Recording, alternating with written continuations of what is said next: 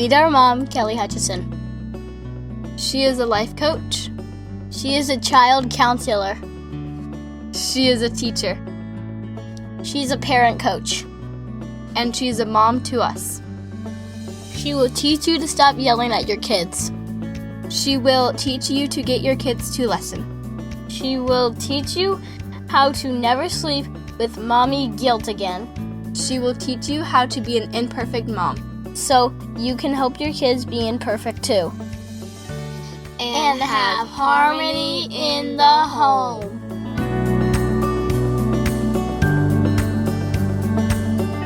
Hey everyone, welcome to episode number 8, Why Timeouts Don't Work. Ooh, doggy. I'm a little nervous about this topic, so I'm going to read some reviews to kind of give me the courage to talk about this topic, because I know it's a very touchy one. So your reviews on iTunes and Spotify literally are the gas to my car, because I want to start every single episode with disclaimers after disclaimers after disclaimers. Like, I'm not perfect, David's not perfect, kids aren't perfect, don't look at us, don't put us on the pedestal, don't do any of that stuff. Because I never want someone to listen to the podcast and then feel worse about their life because they feel like, oh, Kelly's saying it's all my fault. I realized when I was on my journey, I was like, wait a minute. Wait a hot, stinking hot minute. If I'm the problem, then that means I'm the solution. Because I thought Lily and Grady had the problem. And when I had that epiphany, it was game on like Donkey Kong. So I've been paying it forward ever since. Because every day my brain wakes up and it says, Kelly, stop putting yourself out there. Just play small. Go back in the cave. Enjoy your happy little life with your harmonious little family. Just enjoy your 4 walls. Why do you have to step out every single day? Every day I wake up to that voice. So your reviews mean the world to me. And they literally are the gas to my car. And my brain's like, okay, maybe we should do another one. Let's just do one more. So Meg's 3 Elizabeth said, Kelly is so raw and honest. She makes you truly think about how you're parenting and what can be changed to make life better. I love putting her ideas into practice with my littles. Oh, I love little kids. I'm so excited for the new podcast and can't wait to hear more. Oh. And Malls says, these podcasts are incredible. What? Me? Incredible? The podcast? Oh, wait, don't make it about me. I'm just the vessel. I'm just the Holy Spirit just talks through me. And I'm just like, when I'm finished, my producer, Kim, who's amazing, will be like, can you send me the link to that video you referenced or that book? And I'm like, I have no idea what I said. I'm literally just channeling all of this knowledge, and it's not coming from me. It's literally coming from a greater source, a greater power. It's coming from the Holy Spirit, and it just literally uses me as the vessel to get this message through. She says, these podcasts are incredible. Thank you for teaching me how to truly listen to my kids and not make it about me. Oh, I made it about me for 5 long, exhausting years. So I'm so glad that I can pay this forward. Love the honesty in real life tool. Some Symmetry says, Nancy Rivera. Hi, Nancy. Love to hear from someone that seems to know exactly what I'm going through in parenthood. That first podcast was tough, yo. I woke up with a vulnerability hangover the next day. I was like, that was rough. What if no one listens? She says, the analogies used to compare kids' behaviors makes total sense. I can't wait to continue listening. Oh, I am an analogy junkie. Like, I could be driving in a car. I'd be at a red light. I'm like, okay, this is an analogy for something. So I already said like 5 of them, like gas in the car, red light. Like it's a problem. I might have a problem with analogies. I think I'm addicted to analogies. Is there like a rehab for that? Because I'm addicted. Hardcore. I do have an addictive personality, so just bear with me. So I am addicted to this whole conscious parenting, and I'm addicted to paying it forward, and I'm addicted to personal development and listening to literally like a book a week on personal development. I am obsessed with understanding the brain, understanding how to have a better marriage, better parenting, better life, how to get your house organized, how to have really better relationship with yourself. I mean, I am obsessed. So guess what? You get the fruits of all that obsession because I have to give it somewhere. I can't just keep it all to myself. So today we're talking about timeouts. And let me just have a huge disclaimer. There's nothing wrong if you're using them. There's nothing you're doing wrong. I did them for years. The problem I have with them and had with them is they just don't work. For me, they don't. Here's the situation. If they're working for you, everything I say, please take with a grain of salt and know that I want to unleash the power within you as a parent. I'm not your parenting expert. I'm trying to give you the reins to understand that you were given the exact child that you were meant to have to teach you where you need to grow, or children. Like, end of story. The child that you have and the children you have is the exact match. You are the exact match for them, and they are the exact match for you. Once you realize that, it's like, oh, okay. Thank you for this lesson. Thank you for this gift. It's like I feel like I'm in a classroom of parenting, and like I have the answers to like the parenting questions that everybody has, and I'm just giving out the answers like rapid fire. I'm like, here are all the answers to make this class a little bit easier. And cheating is okay in this class. And so timeouts is one of those things that I want to talk about and explore. I'm sure Super Nanny is going to come after me. The problem I have and had with timeouts is I never saw them as working, and working meaning I never saw it improving the behavior. And isn't that the goal? Isn't that the goal, that we want to be less frustrated? We want to have more harmony in the home. Hello, I named a whole podcast after it. It's like harmony is the goal, but it doesn't have to be harmonious all the time. So what do you do during the messy moments? The reason why timeouts are difficult for me, and they really backfired on me, especially with Lily, she was like, her behavior actually got worse with timeouts. Like, I mean, there's versions of it like time in and take a break and all that good stuff. The problem with timeouts is it doesn't really do a good job of teaching the kids strategies to learn emotional literacy. I talk about emotional literacy all the time because I literally think that is the most important gift that I can give to Lily and Grady, is give them the ability to regulate their emotions. Regulate and what to do with their negative emotions, and normalize them as much as humanly possible for these 18 years that they are in under my roof, assuming they leave at 18. I don't know how that all works. They're very young now.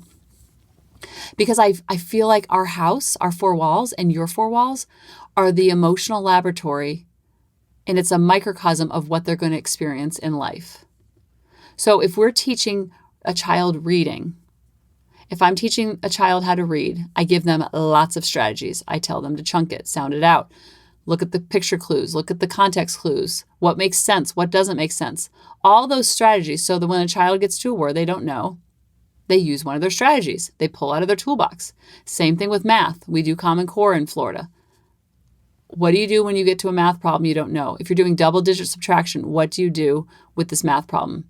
Do you break it into parts? 16 minus 7, David does it one way, Lily does it another, Grady does it another, and I do it another. Like, what? 16 take away 7, there's like only one way of doing it. You make it to 10, you take away 7, you have 3, and you add 6. And they looked at me like I had 17 heads. So the same thing has to happen when you're teaching emotional literacy. You have to teach them what to do when they're feeling sad, mad, anxious, frustrated, disappointed. You have to normalize it, but you also have to teach them what to do with those negative emotions. What do you do with those negative emotions? I love getting frustrated with something that has nothing to do with them. I love feeling overwhelmed with something that has nothing to do with them. So I can model it for them of, what do I do when someone cuts me off? What do I do when I have a lot of chores? What do I do when I have 75 emails and they all need to be replied to at once? I ask them for advice. I'm like, listen, people, I have to empty this dishwasher and I really don't want to. I know you're helping me by doing the laundry, but this is a big frog for me. You know that saying, eat the frog? So Grady would be like, set the timer, Mom. I'm like, you're so smart. How do you know how to handle overwhelm? You're only 8 years old. So I'm not only asking for their advice, I'm seeing what do they gravitate towards? What have I modeled? What have we role played with them? What strategies do they go to when they're feeling these ways? Lily had a lot of issues with anxiety when she was younger. So I did the GoZen.com program with her, which was life-changing for us both because I was so close to it. I was like, wait a minute, she's absorbing this anxiety from me. So I learned how to meditate. I started doing the Miracle Morning. I did GoZen with her. I studied anxiety. I didn't hold it down like a beach ball like Brooke talks about. When you repress and push down emotions, it's like holding a beach ball underneath water. It's like holding in a sneeze. It's like holding in a yawn. The repression and pushing down of it, that resistance of it, causes more pain. So I want the beach balls to be floating all over the pool. I want the sneeze. I want the yawn. I want all the things happening. I want them to feel their feelings, because what timeout teaches them is when you're having a negative emotion, I want you away from me as much as humanly possible until it goes away. Because it's very uncomfortable to see our kids uncomfortable. So we have to get comfortable seeing our kids uncomfortable and hold the space for them and go into those negative emotions with them. Timeout does the exact opposite. Go to your room until you calm down. They go to their room and they're like, what do I do now? We used to have a timeout rug, and Lily would sit in the timeout rug, and she told me later, she's like, I didn't know what to do. So I just cried more. Think about it. Like, we're not teaching them what to do with their negative emotions. So then when they have the negative emotions next time, they're going to do it all over again. And then what they learn is negative emotions are bad.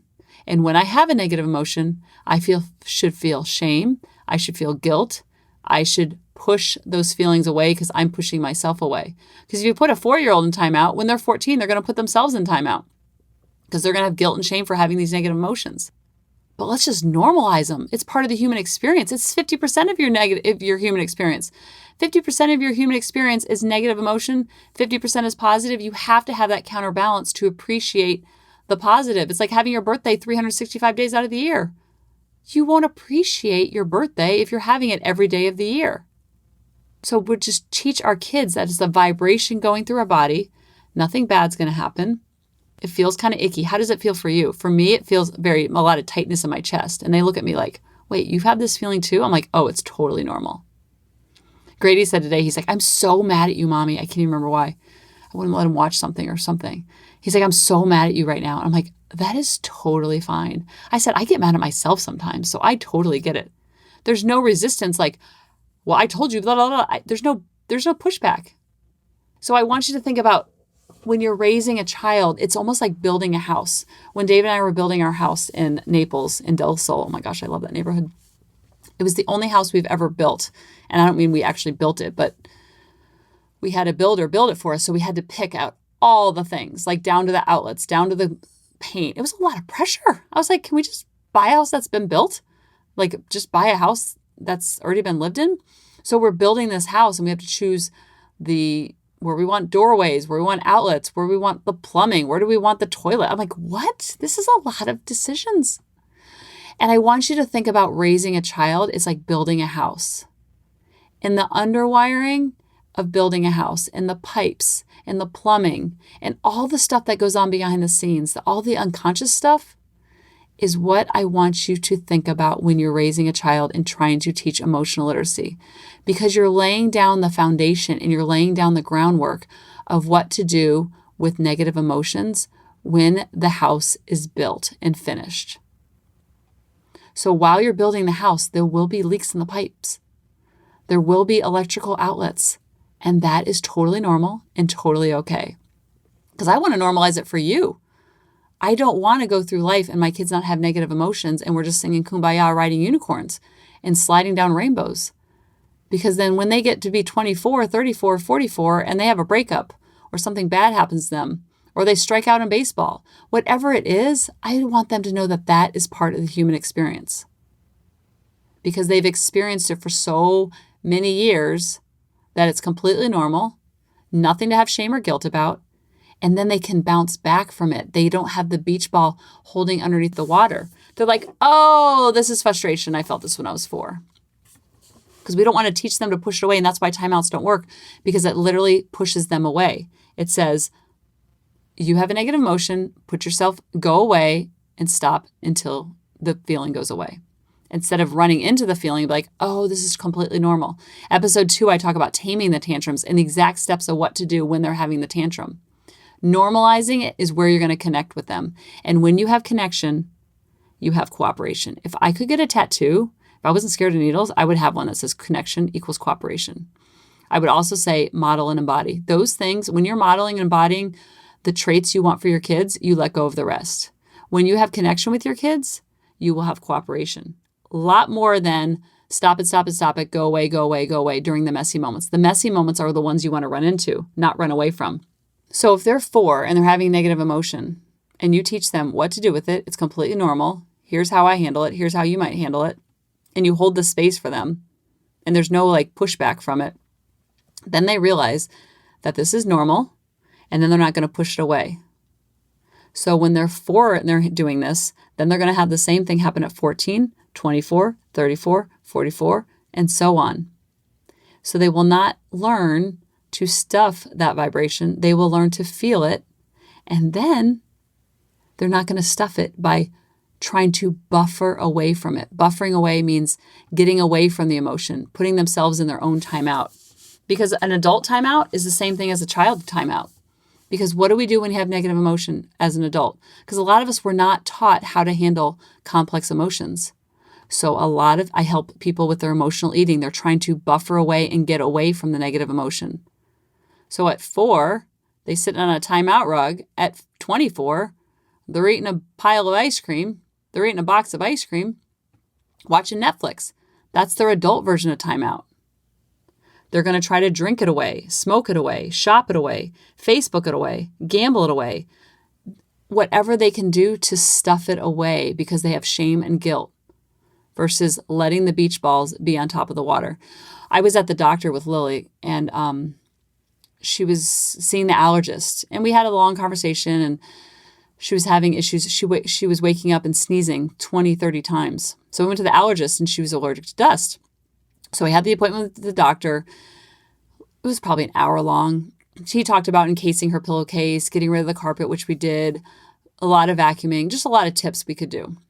We walk out of the doctor's office. I'm like, that was a good appointment. She's like, yeah, that was good. And she sees an ice cream truck outside. It's like 2 o'clock in the afternoon. And she's like, Mommy, please, please, please, please, please.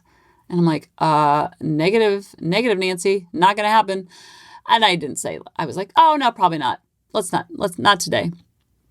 And she starts flipping out like code red meltdown. I'm like, I thought you had strategies to handle this. It's no to ice cream. I pretty much say no to ice cream a lot. So I don't know why this is such a big surprise. That's what my brain's doing.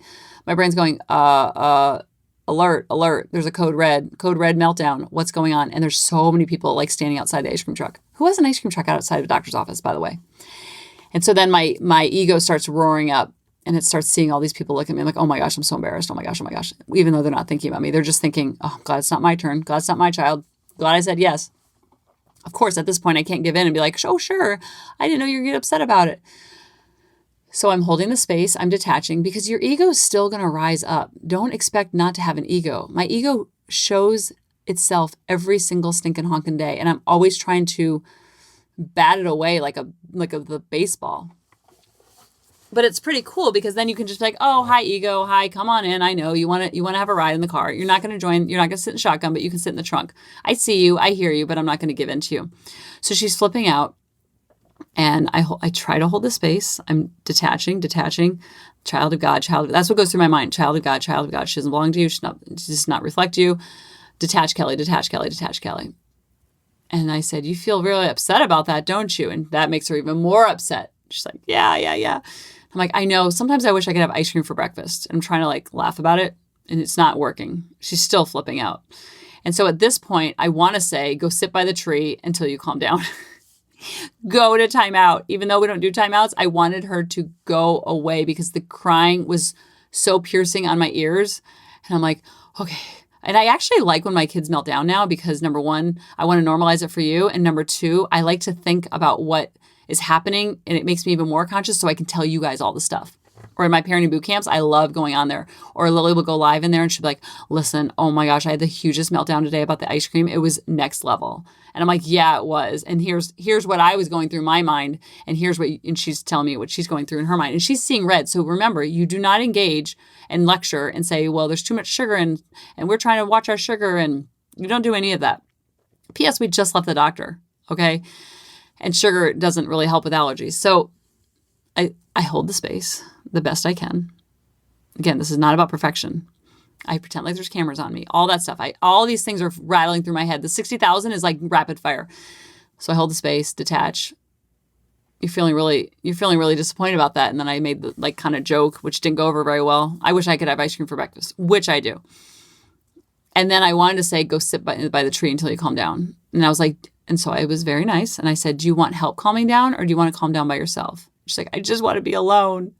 So I was giving her the choice versus go sit by the tree. I said, do you want to get in the car to calm down or do you want to go sit by the tree and calm down? I was giving her the option. She's like, just get in the car. Let's just go home. And I got in the car and she gets in the car. I'm like, oh my goodness, tantrums in the car I think should be like illegal. I'm like, I don't even think I should be driving with a child crying. With like when they were little and they would like baby crying in the car, I was like, this should be illegal that I'm driving because the stress that I'm feeling right now is next level. So she's crying. I said, sometimes for me, listening to Christian music really helps me calm down. And she's like, yeah. No, she's like, she just didn't ignore me. I'm just going to turn on Way FM. I'm obsessed with Way FM, by the way. Hi, Way FM people. So she's crying. She calms down because she doesn't need any strategies. Where Grady needs lots of strategies. He needs like, I need to give him 2 choices, like the whole 9 yards. So every child is different. You have to remember that. So I'm just holding the space. I kind of normalize it. Like I wish I could have ice cream for dinner or for breakfast. And then I'm feeling like the redness come out. She's out of I see her coming out of the burning building and I'm just like standing out by the mailbox of the burning building. Remember, your child is in a burning building. They're in a rainstorm. You do not, I repeat, do not go into the burning building. You just give them the umbrella if they're in the rainstorm and you just kind of like walk with them. So I'm standing outside the burning building by the mailbox like, hey, I'm over here if you need me.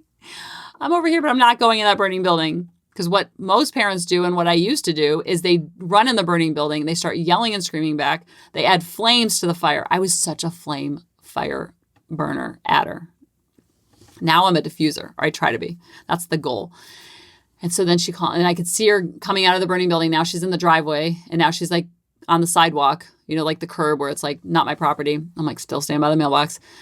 And she's like, Mommy, I'm sorry. And I'm like, girl, it's okay. I get very frustrated sometimes too. I feel like crying when I can't get something that I'm really disappointed about. Disappointment is such a normal feeling to have. I totally get it. Because you want to connect on the emotion. You don't want to connect. You're trying to change the behavior, but you don't want to change the emotion. That's the goal. You want to change the behavior, but not change the emotion. She calms down. She's like, I'm really sorry. I don't even know what got into me. And she's like, and then I was like, oh, it's totally cool. Playing it down. I was like, what was that all about? Well, tell me all the things. Because I say no to ice cream all the time. Now we're like joking and laughing about it. And I was like, I wanted to bring the ice cream truck home with me because I don't like to see you like that. That makes me sad too, And I said, just when you see like Maggie upset, you get sad because you love your pup so much. And she's like, you know what it was? And I'm like, what? Was it the chocolate eclair? Like, what? Tell me. And she's like, I was really upset that the doctor said that I had to get rid of all my stuffed animals. And she starts bawling more. I'm like, he did? Wait, what? Huh? And she's like, he did. He said that if it gets worse, then I have to get... And she's obsessed with her stuffed animals. I think she has about 75 of them. And I was like, oh, is that what it was all about? And she's like, yes. And I said, you know what that's called? That's called displacement. She's like, what? Yes, when you're upset about something else, but you take it out on something else because you want that negative vibration to come out of your body so fast that you just displace it onto something else. They call it kicking the dog. She's like, what? Kicking the dog? I said, sometimes I'll be upset that like I have so many emails or someone will write me like a nastygram on email or something happens at work that really stresses me out. And then Daddy will come home and he'll be like, what's for dinner? And I'll be like, what do you think's for dinner? I'll be like so snappy. And he'll be like, geez, what's your prob, Rob? I said, I'm totally displacing my frustration about that email onto Daddy because the vibration's in your body and you want to get it out and so you take it out on like your most innocent people in your life. Kids are a really innocent person and so are puppies. That's why they say kick the dog. She's like, I would never kick a dog. I said, I know, it's just a saying. You don't really kick the dog. But you were like kicking the ice cream truck and you're kicking me inadvertently because you're upset about the stuffed animals. Then I reassured her about that. And I said, next time, can you just let me know that you're upset about the stuffed animals so I don't have to like think you're freaking out about and you have this ice cream addiction? And we're like laughing about it now and we're connecting about it. She's like, I don't know what got into me. I'm like, oh my gosh, I totally get that. Sometimes you just see red and you can't even think clearly when you're seeing red. It's kind of like, it's like you're in panic mode and your brain cannot think straight. That's why I like, if you're in panic mode and you're trying to like find something and you're running late, I always try to help you to calm down. Or if I'm looking for my phone and I have to leave and I'm late, I try to calm myself down because you can't think clearly when you're in that red zone. She's like, oh my gosh, I couldn't think of anything. And so I was like, I saw the ice cream. I'm like, I have to have it. And so just remember that you want to connect on those emotions because the emotion is what's going to make you connect with them, which makes them cooperate with you more because they're like, oh, she gets me. That connective tissue is everything. That's when I know it's working, because everyone always asks me, how do you know it's working, Kelly? How do you know it's working? When will it work? When will it work? And I just tell them all the time, I know it's working because I'm only focused on my side of the street. I'm not focused on their side of the street and their ice cream truck and all their stuff, because they have a very, very, very undeveloped, immature brain, which I mean in the most beautiful way possible. That's the beauty of kids. I love kids.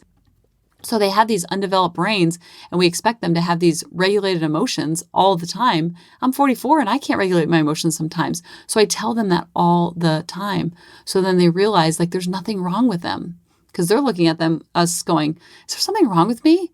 And so if we're yelling and screaming, putting them in timeout, they're like, I think there might be something wrong with me. So then when they get older and they have negative emotions, they might have that same unconscious thought, there's something wrong with me.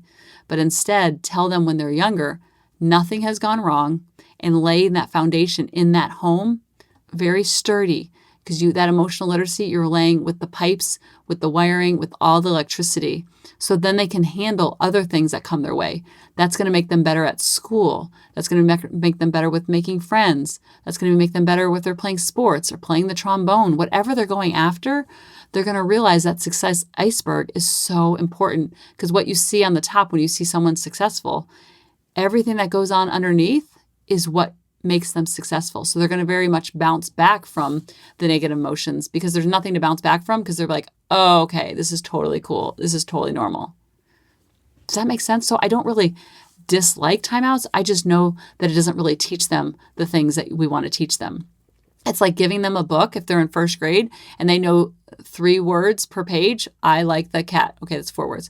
And then you give them a chapter book and you say, here, go read this Magic Treehouse book. And they're like, I can't read it, Mom. I can't read it. I'm like, well, go in your room and go sit in that rug. Go sit in timeout until you can read it. And they're looking at this book going, I can't figure this book out. What are you talking about? Which makes them more upset. It adds flames to the fire of the burning building that they're already in. Or to giving them a math problem. They're in first grade and you're giving them multiplication. So it's always on that level.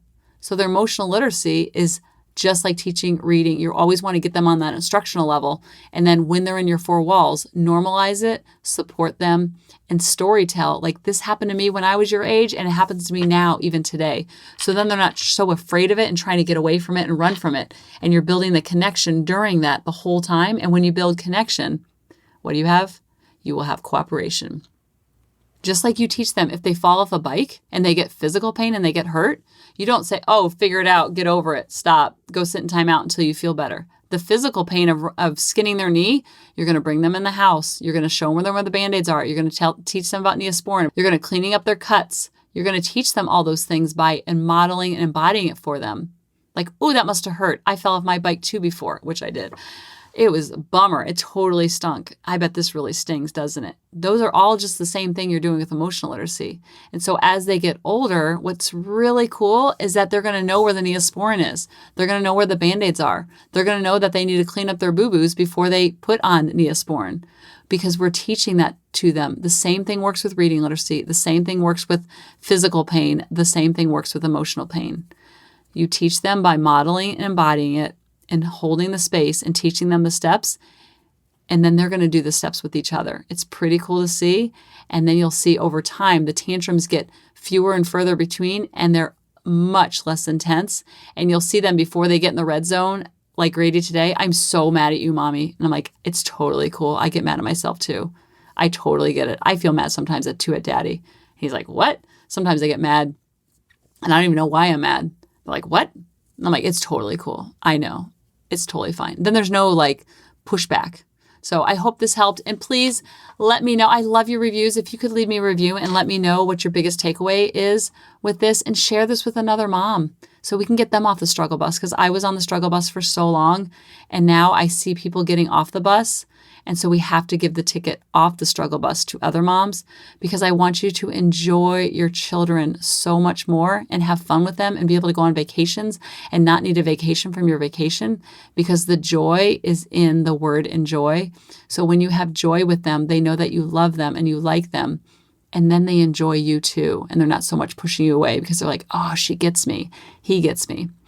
So please leave a review, share this with a friend, and thank you for listening. I love you guys, and I'll talk to you next week. Hey mamas, thanks for listening. If you had any ahas, clicks, or those lightning bolt moments while listening, you have to check out my free parenting bootcamp, where we take all of this to the next level and we try to create even more awakenings for ourselves so that we can connect more with our kids and never yell at them again. You can sign up at www.coachingkelly.com. And if you really want to fill up my love cup, send me an email of what your aha was, what your click was, what was that lightning bolt resonating moment while you were listening. I want nothing more in life than for you to have harmony in your home and to learn how to be an imperfect mom like me, which allows your kids to be imperfect too, each and every day. Thanks for listening.